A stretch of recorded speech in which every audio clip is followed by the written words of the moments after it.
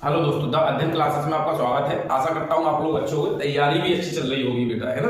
बेटा आज मैं आप लोगों को एक नया जीएस का एक नया टॉपिक स्टार्ट करने जा रहा हूँ। हर कॉम्पिटिटिव एग्जाम में उसकी बहुत ही महत्वपूर्ण रोल रहता है बेटा, वो है आपका इतिहास, हिस्ट्री। क्या है बेटा? इतिहास। बेटा इतिहास आज से मैं स्टार्ट कर रहा हूँ और जो अपनी वीडियो अपनी चल रही थी एमपी वाली, वो भी रेगुलर चलेगी, इतिहास भी रेगुलर चलेगा, है ना। बेटा इसमें ध्यान देना कि इतिहास में बेटा हम लोगों को 3 इतिहास पढ़ने होते हैं।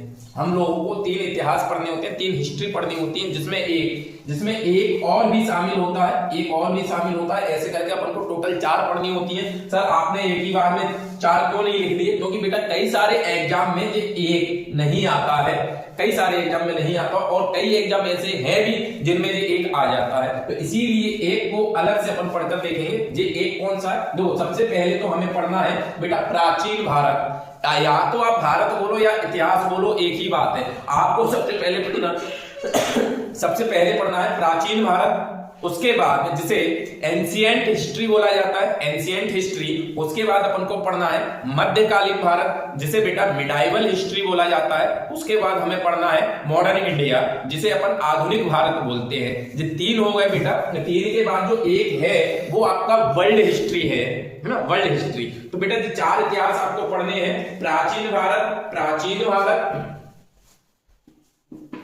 प्राचीन मध्य, आधुनिक, ये 3 है बेटा। या तो इन शब्द के जो मैंने प्राचीन मध्य आधुनिक लिखा है, या तो इनके पीछे आप भारत लगा सकते हो, आधुनिक प्राचीन भारत, या आप बेटा इसके भारत के अलावा इतिहास भी लगा सकते हो, इतिहास, प्राचीन इतिहास। बेटा एक ही चीज होती है, कोई प्राचीन भारत की बोल देता है कि प्राचीन भारत पढ़ रहे हैं, कोई अब बोल देता है प्राचीन इतिहास पढ़ रहे हैं। बेटा पढ़ कहां का रहे हैं? भारत का पढ़ रहे हैं ना, इसीलिए तो इसे बोला जाता है प्राचीन भारत या प्राचीन इतिहास। ठीक है, तो इतना आशा करता हूं ये चीज आपको समझ में आई होगी। उसके बाद में जो एक है, ये एक कौन सा है बेटा? सॉरी, ये एक है विश्व इतिहास। ये एक है बेटा आपका विश्व इतिहास, वर्ल्ड हिस्ट्री, इसे बोला जाता है वर्ल्ड हिस्ट्री। अब वर्ल्ड हिस्ट्री में क्या है? देखो ये हो गई आपकी एंशिएंट हिस्ट्री, जो हो गई आपकी मिडाइवल हिस्ट्री, जो हो गई आपकी आधुनिक हिस्ट्री, और जो हो गई वर्ल्ड हिस्ट्री। जो 4 हिस्ट्री अपन को पढ़ना होता। और बेटा इन्हीं तीनों में अपन आर्ट एंड कल्चर भी पढ़ लेंगे। Art and culture, sir art and culture अलग से नहीं, अलग से भी पढ़ा जाता है और साथ में भी पढ़ लेंगे आर्ट एंड कल्चर, वो भी हिस्ट्री का पार्ट है आर्ट एंड कल्चर। तो बेटा यहाँ पर क्या करना, कला एवं संस्कृति, है ना, जो हिंदी मीडियम हो सर क्या बोल रहे आर्ट एंड कल्चर, कला एवं संस्कृति, ध्यान रखना, अपन इन्हीं के साथ में पढ़ लेंगे। तो बेटा अब विश्व इतिहास में क्या आता है? विश्व इतिहास में जैसे आप पढ़ते हो अमेरिका की क्रांति, प्रथम विश्व युद्ध, द्वितीय विश्व युद्ध, पुनर्जागरण, बेटा वो सब इसमें वर्ल्ड हिस्ट्री में आता है। आधुनिक हिस्ट्री में पूरा है ना, महात्मा गांधी पूरा पढ़ते हो आधुनिक हिस्ट्री में। मध्यकालीन हिस्ट्री में आप पूरा वंश वगैरह पढ़ते हो, वंश, दिल्ली सल्तनत, मुगल वंश, है ना, और इसमें मौर्य वंश, ये सब पढ़ते हो इसमें। और इसमें प्राचीन भारत में आप, है ना, प्राचीन भारत में आप हड़प्पा सभ्यता, बौद्ध धर्म, जैन धर्म, ये सब पढ़ते हो, रिलीजन वगैरह ये सब इसमें पढ़ते हो प्राचीन इतिहास में। ठीक है, प्राचीन इतिहास में बेटा आप क्या पढ़ते हो? प्राचीन इतिहास में आप पढ़ते हो मौर्य वंश, है ना, सिंधु घाटी, वैदिक सभ्यता, प्राचीन वंश आप पढ़ते हो। और मध्यकालीन में बेटा आप क्या पढ़ते हो? मध्यकालीन में आप पढ़ते हो सल्तनत काल, है ना, मुगल काल, है ना, गुलाम वंश, ये सब इसमें पढ़ते हो। आधुनिक भारत में पूरा गांधी युग, 1857 की क्रांति, 1857 के बाद का समय, है ना, नेहरू, अंबेडकर, ये सब इसी में पढ़ा जाएगा। आधुनिक भारत में कौन कौन से आंदोलन हुए, आजादी कैसे मिली, है ना, वो सब इसमें पढ़ा जाएगा। तो बेटा आज से अपन एक नया टॉपिक स्टार्ट कर रहे हैं, इतिहास। अब सर इतिहास में भी कौन सा स्टार्ट कर रहे हैं? तो अपन सीरियल से चल रहे हैं। पहले अपन स्टार्ट कर रहे हैं प्राचीन भारत। क्या स्टार्ट कर रहे हैं? प्राचीन भारत, एंशिएंट हिस्ट्री। तो आप बेटा अपना नोट्स साथ ही के साथ में कंप्लीट करते रहो। नोट्स में आप हेडिंग में डालना इतिहास, और इतिहास में लिखना प्राचीन इतिहास, प्राचीन इतिहास। अब इतिहास को जानने से पहले हमें इतिहास शब्द को जानना होगा, इतिहास शब्द को जानना होगा। बेटा एक चीज आप यहां पर ध्यान रखना, ये तो थोड़ा सा इंट्रोडक्शन था इतिहास का, है ना। इतिहास बेटा, इतिहास अपन जैसे मैंने यहाँ पर बोल दिया प्राचीन इतिहास, मध्यकालीन इतिहास, आधुनिक भारत। वैसे ऐसा नहीं है कि एकदम चेंज हो गया इतिहास, मतलब आज तक आधुनिक भारत है और आज के बाद कल एकदम नया युग आ जाएगा, नया इतिहास आ जाएगा, एकदम बदल सकता है क्या कोई, है ना। जैसे मैं बोलूं कि अभी तक मैं बच्चा था और एक दिन आया कि मैं जवान हो गया, है ना, एक दिन में ही जवान हो गया, नहीं, धीरे धीरे समय के साथ आदमी में चेंज आता है, धीरे धीरे। ऐसा नहीं बोलेंगे कल तक मैं यार बच्चा था, आज जवान हो गया और कल बुढ़ा हो जाऊंगा, है ना, एक दिन में हो जाएंगे क्या, नहीं, धीरे धीरे समय लगता है, धीरे धीरे हम में परिवर्तन आता है, धीरे धीरे हमें परिवर्तन आता है। वो परिवर्तन हमें दिखाई नहीं देता धीरे धीरे, लेकिन एक लॉन्ग समय बाद कोई हमें जब देखता है तब वो कहता है अरे यार तुम तो बहुत चेंज हो गए, बहुत चेंज हो गए। हम जिस घर में रह रहे हैं, मम्मी पापा भाई बहन के साथ में रह रहे हैं, रोज हमें देख रहे हैं, वो हमारे अंदर क्या चेंज आ रहा है वो नहीं पकड़ पाएंगे, है ना, क्यों, क्योंकि धीरे धीरे चेंज हो रहा है। लेकिन जब कोई हमारे से 1 साल बाद, 2 साल बाद, 6 महीने बाद एकदम हमसे मिलता है तो वो हमारा चेंज पकड़ लेगा कि भैया तुम तो बहुत चेंज हो गए। तो इतिहास में भी बेटा एक दिन में ऐसा नहीं कि आज जैसे आज जैसे मैं बोलूं 31 दिसंबर 2025 है ना, 2025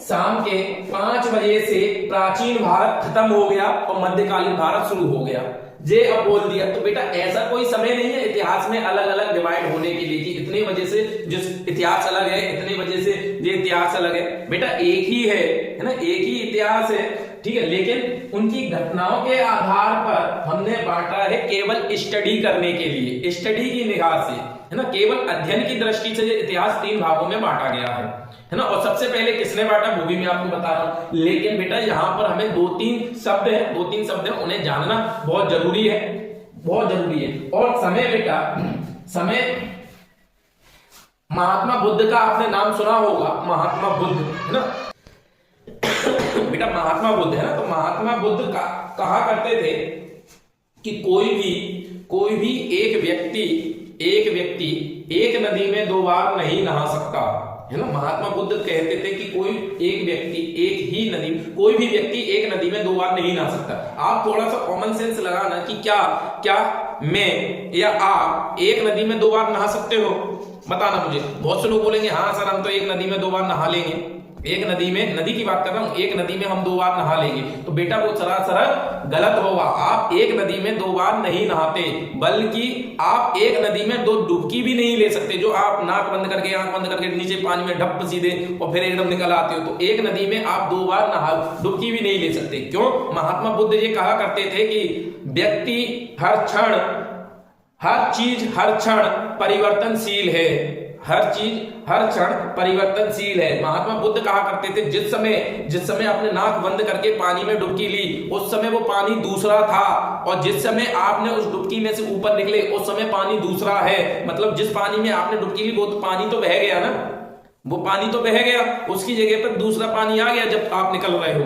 तो महात्मा बुद्ध कहा करते थे कि एक ही नदी में कोई भी 2 बार स्नान नहीं कर सकता। ऐसे ही व्यक्ति का शरीर, व्यक्ति का मन हर क्षण परिवर्तनशील है। इसीलिए जब वो घर छोड़कर गए थे और जब साधु बनकर आए थे तो उनकी वाइफ ने उनसे बोला था कि आप हमें छोड़कर क्यों चले गए। तो महात्मा बुद्ध ने बोला था कि जो आपको छोड़कर गया था वो सिद्धार्थ था और जो आया है वो महात्मा बुद्ध है ना। क्यों? क्योंकि वो चेंज हो चुका है, हर वक्त हर क्षण व्यक्ति परिवर्तनशील है। तो बेटा इतिहास में जो परिवर्तन हो रहे हैं ना, हर क्षण परिवर्तन हो रहे हैं, लेकिन हमें दिखाई नहीं देता। हमें जैसे आप किसी दिन सो गए, रात में सुबह उठकर देखना आपके चेहरे पर पिंपल निकले आया, वो कह अरे यार पिंपल निकले आया, तो क्या रात भर में ही पिंपल निकले आया? नहीं बेटा, उसके अंदर प्रोसेस बहुत दिनों से चालू थी, स्किन के अंदर प्रोसेस बहुत लंबे समय से चालू थी, लेकिन वो पिंपल एक दिन बाहर निकल कर आया तो हमें तब हमारी निगाह उसके ऊपर पड़ी, है ना। ऐसे नहीं कि एक ही दिन में पूरा निकले आ रहा है, जितना बड़ा निकले आया, नहीं, एक दिन में नहीं निकला, उसकी प्रोसेस अंदर बहुत दिनों से चल रही थी। तो बेटा वही चीज है कि इतिहास को बांटा गया है अध्ययन की सुविधा से। अभी मैं क्या बोल रहा था कि एक दिन में ऐसे पूरा चेंज नहीं हो जाएगा कि एक दिन में सब कुछ आधुनिक भारत अलग हो गया, प्राचीन भारत अलग हो गया, फलाने डेट को इतना अलग हो गया, ठीक है, तो अलग नहीं होगा। अध्ययन की सुविधा के लिए हमने अध्ययन की कि भैया एक इतिहास पढ़ने में तो हमारे पसीने निकलते, प्राचीन में याद ही नहीं हो रहा सर, डेट ही याद नहीं हो रही, है ना, डेट याद नहीं हो रही, सन याद नहीं हो रहे, युद्ध याद नहीं हो रहा, कहीं पानीपत का दूसरा युद्ध आप मराठा युद्ध में जोड़ देते हो, है ना, हल्दी घाटी का युद्ध, है ना, और किसी और में नादिर शाह के साथ जोड़ देते हो युद्ध। तो युद्धों में सबसे हौच पौच हो जाता है ना, युद्ध की किसके साथ में कौन सा युद्ध हुआ, कब कौन सी संधि हुई, कब कौन सी लड़ाई हुई, कब किस साम्राज्य का राज तिलक हुआ, कब क्या हुआ, इनमें सब में बहुत कुछ भैया। इसीलिए आसान करने के लिए, है ना, आसान करने के लिए, अध्ययन की सुविधा के लिए हमने उसे 3 भागों में डिवाइड कर दिया है। ठीक है, क्या हुआ, है ना। तो यहाँ पर हमें एक बात समझने की जरूरत है, 3 शब्द समझने की जरूरत है। पहला शब्द है आपका प्राग इतिहास, प्राग इतिहास। अब जब प्राग इतिहास क्या होता है, 3 शब्द निकल कर आते हैं इतिहास में, तो 3 इतिहास निकल कर आए, अब उनमें भी 3 शब्द निकल कर आएंगे। एक का नाम है प्राग इतिहास, प्रागैतिहासिक इतिहास, दूसरा है आदि इतिहास और तीसरा है इतिहास। जो तीनों क्या है, इनकी डेफिनेशन मेंस में 2-2 नंबर की आ जाती है और साथ ही साथ में हमें समझना भी है। तो पहला है आपका बेटा इतिहास, है ना, पहला है आपका, पहले तो इतिहास का अर्थ समझ लो, है ना, इतिहास का, इतिहास बेटा, इतिहास जो है ना बेटा 3 शब्दों से मिलकर बना है, 3 शब्दों से। इसका जब हम संधि विच्छेद करते हैं, जो 3 शब्द कौन कौन से हैं, तो देखना, एक तो है इति। जब आप संधि विच्छेद करते हो तो आप पाते हो एक शब्द तो है इति और दूसरा है ह और तीसरा है हास। आपने संधि विच्छेद करा हुआ, दो इति, ह और आस, है ना, आस। तो जो 3 शब्दों से मिलकर बना है, अगर कभी क्वेश्चन आए इतिहास कितने शब्दों से मिलकर बना है, तो आपको ध्यान रखना है इतिहास 3 शब्दों से मिलकर बना है, इति धन ह धन हास। ठीक है, अब इसका अर्थ क्या है, इसका अर्थ क्या है, शाब्दिक अर्थ क्या है, तो अर्थ समझ लेना। इसका अर्थ है इतिहास का कि निश्चित रूप से ऐसा हुआ होगा। इसका जो अर्थ है निश्चित रूप से ऐसा हुआ होगा। क्या है इसका अर्थ, इसका अर्थ है निश्चित रूप से ऐसा हुआ होगा, इतिहास, है ना, इतिहास। अब बेटा यहां पर देखना, आशा करता हूं मुझे समझ में आ रहा होगा, इतिहास, है ना। अब देखना, हमें मालूम पड़ेगा कि निश्चित रूप से मतलब परमानेंट, निश्चित, हाँ भैया ऐसा हुआ होगा। क्यों, क्योंकि हमें इतिहास से जानकारी मिल रही है, हमें बुकों से जानकारी मिल रही है, हमें पुरातत्व विभाग से जानकारी मिल रही है ना, कि ऐसा हुआ होगा इतिहास। अब बेटा इतिहास में भी जो तीसरे नंबर का शब्द है इतिहास, लेकिन इससे पहले 2 शब्द और भी है, वो कौन कौन से हैं बेटा, तो एक तो है प्राग इतिहास, है ना, आप जो समझना, प्रागैतिहास, प्रागैतिहास, इसे अच्छे से समझ लेना। एक है प्रागैतिहास, इधर दिखाना, दिख रहा है ना, प्रागैतिहास। तो बेटा प्रागैतिहास क्या है, प्रागैतिहास, तो बेटा प्रागैतिहास वो है, ध्यान से समझना, वो है जिसमें कोई लिखित साक्ष्य नहीं है, जिसमें कोई लिपि नहीं है, वो प्रागैतिहास है। मतलब हमें जानकारी केवल शैल चित्रों के माध्यम से या पुरातत्व के माध्यम से मिली है, लेकिन कोई लिखित प्रूफ नहीं है ना, कोई लिखित प्रूफ नहीं है कि ऐसा हुआ होगा, वो है प्रागैतिहास, है ना, जिसके पास कोई लिपि नहीं थी। प्रागैतिहास वह समय पीरियड है जब कोई लिपि नहीं थी। लिपि का मतलब है बोलने का तरीका, लिखने का तरीका, आपस में बात करने का तरीका, है ना, लिपि। तो बेटा इसके साथ में थोड़ा थोड़ा आप लोग लिखना भी चालू करो, है ना, नोट्स साथ बनाते चलना, हेडिंग डाल लेना, भारतीय इतिहास में भी हेडिंग डालना, प्राचीन भारत, और प्राचीन भारत में आप लिखना चालू करना। प्राचीन भारत में की अध्ययन की दृष्टि से हमने इतिहास को 3 भागों में डिवाइड किया है। ठीक है, आप तीनों के नाम डाल देना। उसके बाद में यहाँ पर इतिहास की डेफिनेशन लिख लेना। इतिहास की डेफिनेशन क्या होती है बेटा, इतिहास की डेफिनेशन इति धन ह धन आज, इसका मतलब क्या है, इसका शाब्दिक अर्थ क्या है, तो बेटा आप इसका अर्थ ध्यान रखना। इसका शाब्दिक अर्थ है निश्चित रूप से ऐसा हुआ होगा बेटा। लेकिन इससे पहले हमें, है ना, इतिहास को जानने से पहले हमें 2 शब्द और समझने होंगे। एक है प्राग इतिहास बेटा, इसको समझ लेना, बहुत बार क्वेश्चन आता है प्राग इतिहास। तो प्राग इतिहास वह इतिहास है जिसमें लिपि का आविष्कार नहीं हुआ था, जिसके अंतर्गत, है ना, मानव सभ्यता का सबसे ज्यादा विकास हुआ है। वह है प्राग इतिहास बेटा। लिपि जो बच्चे का, यहां से समझना, जो बच्चा पैदा हुआ उसका सबसे ज्यादा विकास कब होता है, जब वो बोलना नहीं जानता, है ना, बोलना नहीं जानता। इसीलिए बड़े बुजुर्ग कह गए हैं कि भैया बच्चे को अच्छा खिलाओ, है ना, अच्छा खिलाओ। क्यों? क्योंकि उसके माइंड का विकास होगा, है ना, माइंड का विकास होगा। जब वो छोटा बच्चा होता है, जब हम उसे अच्छी संगत में रखते हैं, है ना, अच्छी संगत में रखते हैं, अच्छा खिलाते हैं, अच्छी चीजों से उसको परिचित करवाते हैं भैया। क्यों? क्योंकि उसके माइंड का विकास हो। जैसे मानव सभ्यता का विकास सबसे ज्यादा जो हुआ है, ध्यान रखना कि मानव सभ्यता का सबसे ज्यादा विकास किस समय पीरियड में हुआ है? तो मानव सभ्यता का सबसे ज्यादा विकास प्रागैतिहासिक काल में हुआ है भैया। जो हम बात करते हैं पत्थरों से आग जलाने वाली बात, जो हम बात करते हैं कि कच्चा मांस खाने वाली बात, जो हम बात करते हैं कच्चे पेड़ पौधे खाने वाली बात, वो सारी बातें प्राग इतिहास में आती हैं। क्यों आती हैं? क्योंकि बेटा उस समय मानव का विकास, मानव लिपि का विकास नहीं हुआ था, है ना। सभ्यता, मानव सभ्यता की जो वाली सबसे पुरानी वाली बात है ना, प्रागैतिहासिक काल में आती है। इसके अंतर्गत बोला जाता है कि इसके अंतर्गत लिपि का आविष्कार नहीं हुआ था और ना ही कोई उसके हमें प्रूफ, साक्ष्य, लिखित साक्ष्य मिलते हैं कि भैया अब कोई पूछे कि पृथ्वी पर सबसे पहले किसी पुरुष ने, जो पृथ्वी पर सबसे पहले जो पुरुष आए थे, उन्होंने सबसे पहले क्या खाया था। अब कोई पूछे कि क्या खाया, तो इसका कोई लिखित साक्ष्य है कि भैया मनुष्य जो पृथ्वी पर सबसे पहले आया उसने एप्पल खाया, कि पपीता खाया, कि कच्चा मांस खाया, कि पेड़ पौधे की जड़ खाई, क्या खाई? इसका कोई लिखित साक्ष्य नहीं है भैया, कोई लिखित कहीं भी साक्ष्य नहीं है, जिसका अंदाजा लगा। हाँ, तो ठीक है ना। प्राग इतिहास, आशा करता हूं तो प्राग इतिहास आप लोगों को समझ में आया होगा। प्राग इतिहास में बस इतना सा शब्द है कि लिपि, है ना, लिपि नहीं है कि इस समय कोई भी लिपि नहीं है, और इस समय के प्राग इतिहास के समय के कोई प्रूफ्ड साक्ष्य, लिखित साक्ष्य हमारे पास उपलब्ध नहीं है प्राग इतिहास के, है ना, लिपि नहीं है। बस इतनी सी बात है। और दूसरी बात ये समझना कि मानव सभ्यता का जो विकास है ना, सबसे ज्यादा प्राग इतिहास में ही हुआ है, प्राग इतिहास में ही हुआ है मानव सभ्यता का विकास। बस इतना सा ध्यान रखना। क्यों? क्योंकि आप लोग ध्यान रखना कि सबसे ज्यादा बच्चे का विकास कब होता है, सबसे ज्यादा इंसान का विकास कब होता है?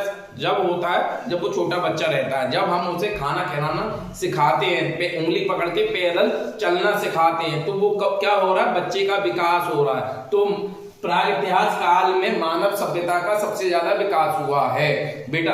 अब कोई जैसे अपन है 20-22 साल के हो चुके, 25 साल के हो चुके, उसके बाद हमें कोई सिखाए कि बेटा ऐसा नहीं ऐसा बोलो, बेटा ऐसे नहीं ऐसे चलो, बेटा ये चीज नहीं ये चीज खाओ, तो बेटा अब हमारे ऊपर है हम उसकी बात माने या ना माने, है ना, माने या ना माने। लेकिन हमारा जो विकास था बचपन में, जो हमारे माता पिता ने किया, उसके माध्यम से हम समझ सकते हैं कि क्या चीज अच्छी क्या चीज बुरी। ठीक है, तो यहाँ पर प्राग इतिहास आप लोग समझ गए होंगे।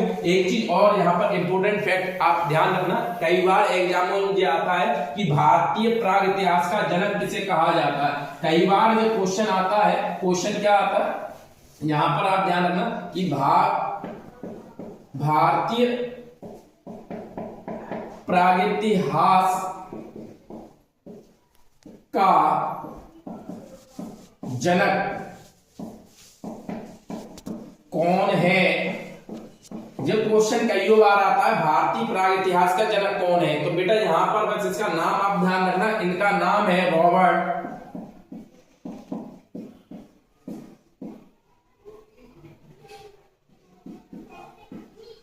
Bruce foot. Robert Bruce foot, बेटा इनका नाम आप ध्यान रखना। अगर बेटा पेपर में कभी भी आए, साथ ही साथ नोट कर लेना कि भारतीय प्राग इतिहास का जनक कौन है, रॉबर्ट ब्रूस फुट। ठीक है, तो आशा करता हूं प्राग इतिहास आपको समझ में आया होगा। दूसरा शब्द क्या है? दूसरा शब्द है आदि इतिहास। भैया आदि इतिहास क्या होता है? आदि इतिहास, है ना। 3 शब्द मैंने आपको बताए। पहला शब्द मैंने आपको बताया, पहला शब्द क्या बताया मैंने आपको? प्राग इतिहास। प्राग इतिहास, ठीक है। और इस प्राग इतिहास लिपि, इसमें लिपि नहीं है, ठीक है। अब दूसरा है आदि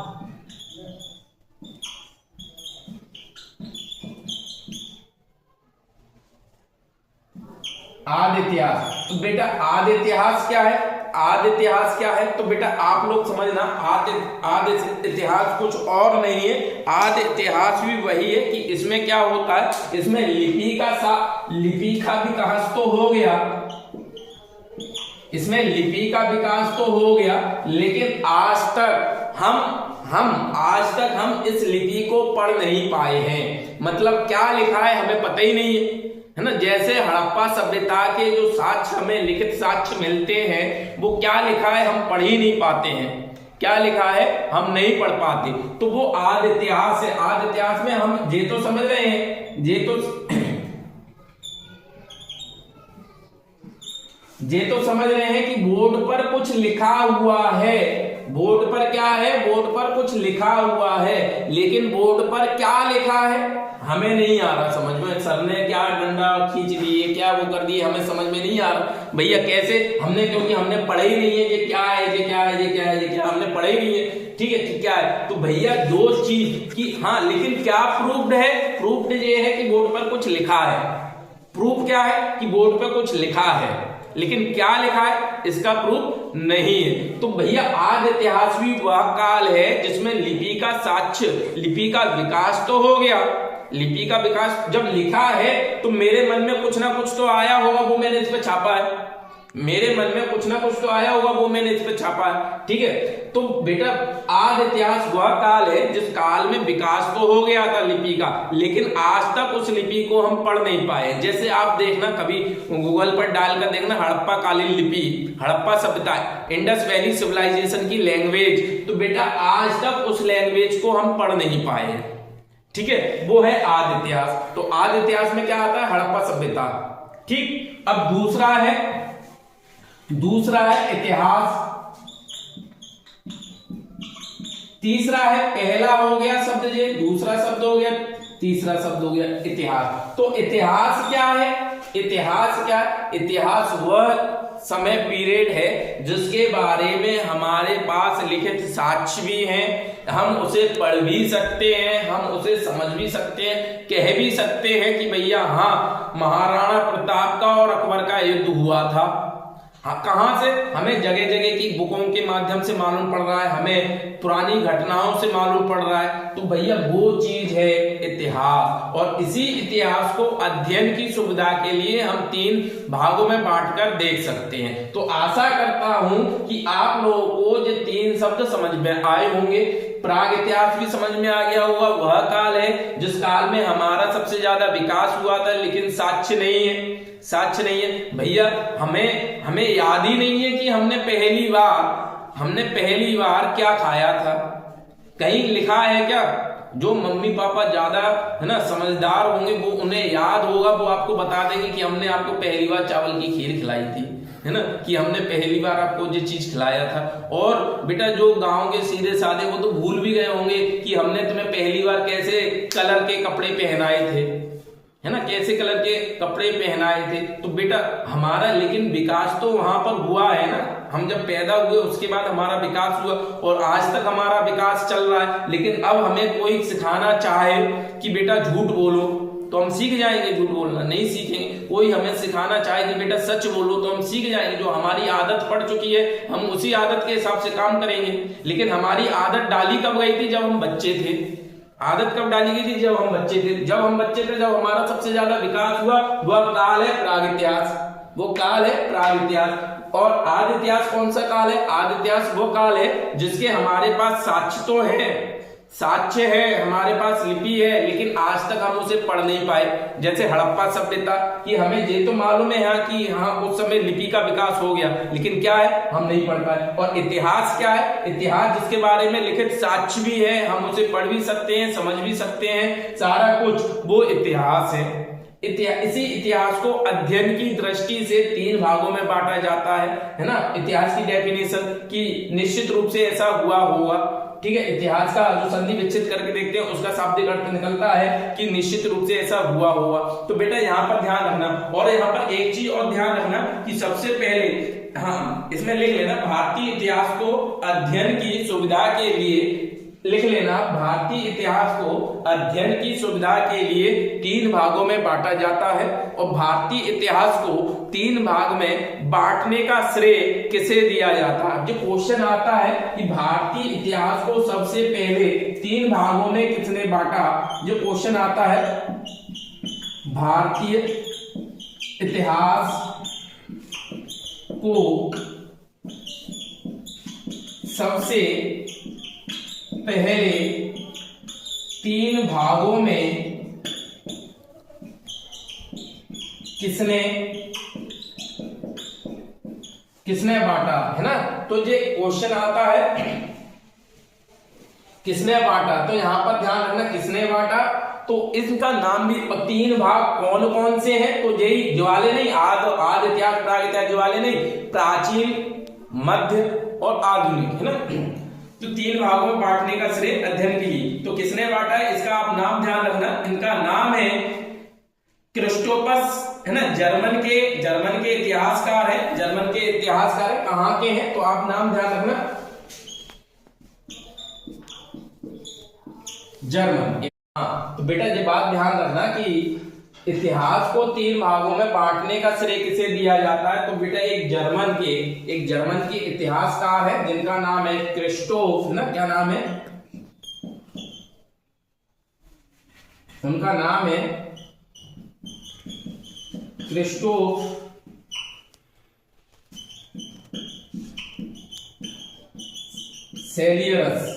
सेलियरस। बेटा इनका नाम आप ध्यान रखना कि अगर कभी क्वेश्चन आ जाए कि इतिहास को 3 भागों में बांटने का श्रेय किसे दिया जाता है, तो इतिहास को 3 भागों में बांटने का श्रेय जर्मन इतिहासकार क्रिस्टोफ सेलियरस को दिया जाता है। इन्होंने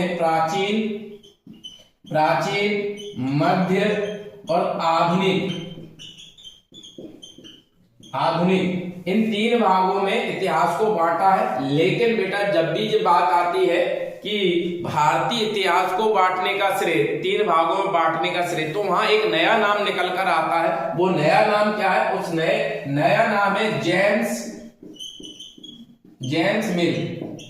जेम्स मिल का नाम निकल कर आता है सामने। भारतीय इतिहास को 3 भागों में बांटने का लिए जब आप देखते हो तो जेम्स मिल का नाम निकल कर आता है। इन्होंने भारतीय इतिहास को 3 भागों में बांटा है ना। ध्यान से समझना, भारतीय इतिहास को 3 भागों में बांटा है। इतिहास कौन सा है? प्राचीन, मध्य, आधुनिक। ये नहीं है तो सर कौन सा है? इसमें इतिहास है हिंदू, मुस्लिम, है ना, और ईसाई। हिंदू, मुस्लिम और ईसाई, है ना। इस इतिहास में जेम्स मिल ने बांटा है भारतीय इतिहास को जेम्स मिल ने कौन से बांट दिया? हिंदू, मुस्लिम और ईसाई में। और जो आपके क्रिस्टोफ सेलियरस थे, उन्होंने जो जर्मन के थे, उन्होंने बांटा था प्राचीन, मध्य, आधुनिक। आशा करता हूं जैसे समझ में आ रही होगी। ठीक है, इसके साथ ही में आप ध्यान रखना, एक क्वेश्चन ये भी आता है कि अच्छा जो बताओ इतिहास का जनक कौन है, इतिहास का फादर कौन है, फादर ऑफ हिस्ट्री कौन है या इतिहास का पिता कौन है। तो आप यहां पर ध्यान रखना, एक नाम बहुत अच्छा नाम है। क्या नाम है? हेरोडोटस को बेटा भारतीय इतिहास का पिता कहा जाता है। अक्सर क्वेश्चन आता है इतिहास का पिता कौन है इतिहास का, तो आप नाम ध्यान रखना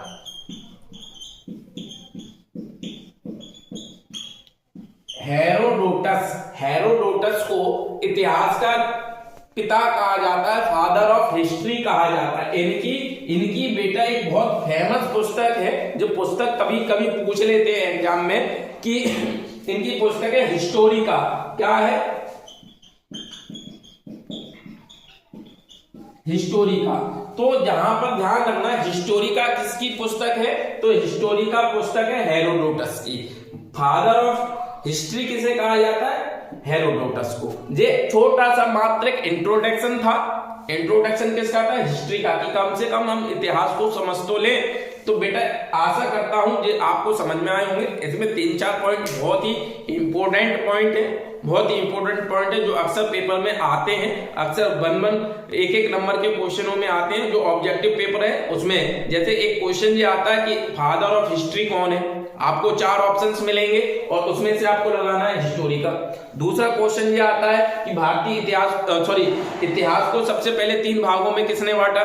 तो आपको जर्मन के वैज्ञानिक का नाम ध्यान रखना है। क्या नाम था? क्रिस्टोफ सेलियरस। अगला क्वेश्चन जो आता है कि भारतीय इतिहास को मुस्लिम हिंदू मुस्लिम ईसाई में बांटने वाले का नाम क्या था? तो वो था जेम्स मिल। अगला क्वेश्चन जो आता है, जिस समय पीरियड में लिपि का आविष्कार नहीं हुआ था उस समय पीरियड को क्या बोला जाता है? प्राग इतिहास। जिस समय हड़प्पा सभ्यता को हम कौन से समय पीरियड में रखकर पढ़ते हैं? तो आदि इतिहास में पढ़ते हैं। ठीक है बेटा, तो आशा करता हूं जो चीज समझ में आई होगी। इसके आगे की जानकारी अब रेगुलर हिस्ट्री की क्लास चलेंगी, प्राचीन भारत की चलेंगी, तो आगे आने वाली वीडियो में मैं बताऊंगा। जब तक के लिए धन्यवाद।